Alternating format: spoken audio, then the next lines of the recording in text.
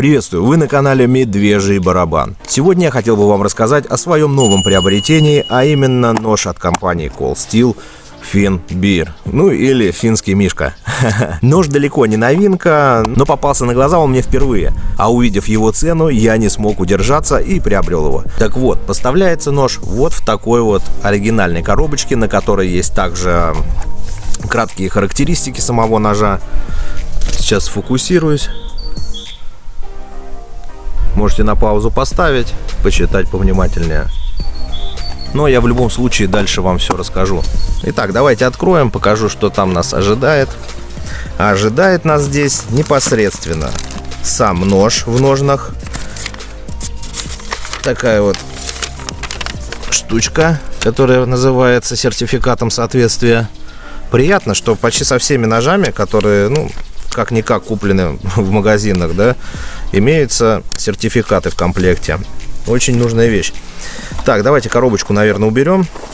Из пакетика я его сразу достану, чтобы нам это уже все не мешалось. Потому что к этому мы возвращаться уже не будем. Вот непосредственно сам нож в ножнах. Нож Finn Bear сделан в виде классической финки Томи. Является откровенно бюджетным и универсальным ножом, который одинаково хорош придется как для легких работ по хозяйству, разделка рыбы, нарезка овощей и так далее, так и на пикнике, где-то за городом или в походе. По итогу, что мы имеем? Скандинавские спуски от середины, прямой обух и насечки на рукоятке. Общая длина ножа составляет 216 мм. Из них на клинок приходится 102 мм, а на рукоять, естественно, 114 мм. Толщина клинка по обуху 2,5 мм. Клинок ножа изготовлен из немецкой круповской стали 4116, закаленной до 56-58 единиц по шкале Роквелла. Также стоит отметить, что сталь относительно мягкая, но неплохо держит заточку и легко правится до бритвенной остроты. Монтаж клинка всадной. Также нож может комплектоваться пластиковыми ножными, как, например, в данном случае, так и ножными из кордуры. Поэтому перед приобретением уточняйте комплектацию. Но мне так ножны из пластика куда более практичные, плюс ко всему имеют удобную клипсу, что дает возможность посадить данные ножны на ремень, брюки, джинсы, да хоть на спортивочке. Сразу бы хотел еще отметить такой нюанс. О, комары у нас уже пошли. Почему не стоит брать комплектацию с ножными из кордуры? Ножны из кордуры, они проклепаны. Конкретно к клепкам в данных местах никаких претензий нет, но многие жалуются, что вот здесь установлена клепка. И когда нож помещаем в ножны, соответственно, достаем, вытаскиваем, обратно вставляем, через какое-то время кончик ножа начинает просто тупиться. С этим у меня, благо, все нормально, так как у меня пластиковые ножны, но стоит обратить на это внимание при покупке данного ножа. Лучше сразу ищите с пластиковыми ножными. Также я не пробовал, но слышал, что, видите, здесь отверстие есть. Сейчас попробую показать. Сфокусируется. Я думаю, прекрасно видно. Вот. Через него можно спокойно, как говорится, раздувать там костер и так далее. Тем более клипса а-ля Мора. Почему бы нет, да? Уже очень хорошо себя зарекомендовала. Удобная, хорошая клипса.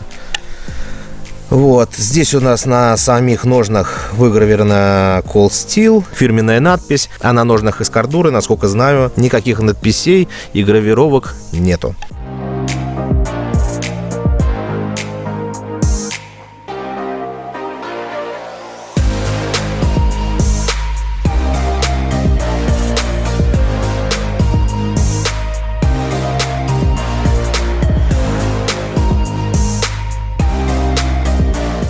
Данный ножичек, а именно финский мишка наш, очень легкий, всего лишь 79 грамм весит, что по сути совсем ничего. Рукоять выполнена каплеобразной формы, достаточно специфическая, но к ней достаточно быстро привыкаешь. Также рукоять имеет рифленую поверхность, перфорацию, если так можно выразиться. удержание в руке вполне удобно. Мокрая рука не скользит, при работе по дереву рука не наминается. И прочего дискомфорта не было замечено, по крайней мере мной.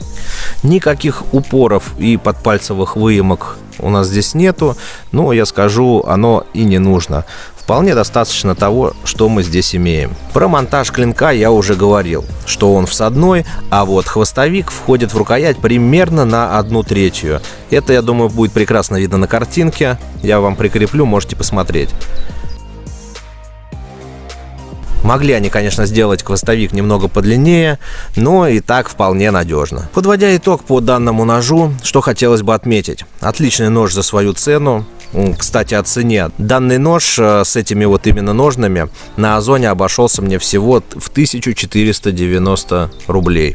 Да, друзья, спешу напомнить, что в описании к видео и закрепленном комментарии по традиции сделаю для вас подборку недорогих и качественных ножей с AliExpress. Залетайте и ознакомливайтесь. На большую часть ножей у меня есть обзоры на канале. Считаю неплохой ценник за оригинальный Cold Steel. Итак, два главных достоинства: легкий и удобный в руке, по сравнению с большинством складней, а также требует правку, но правится до бритвы. Проще говоря, как быстро тупится, потому что сталь достаточно мягенькая, вот, он быстро тупится, но и очень легко правится, хоть там об какой-нибудь камушек возле воды на речке, да, или, грубо говоря, на своих каких-то портативных переносных точилочках маленьких походных. Никаких проблем с этим нету. Предлагаю немного порезать бумагу, посмотреть, как он бреет или не бреет из коробки.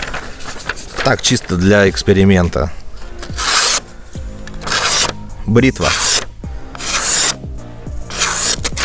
То есть вообще в завитушечке можно.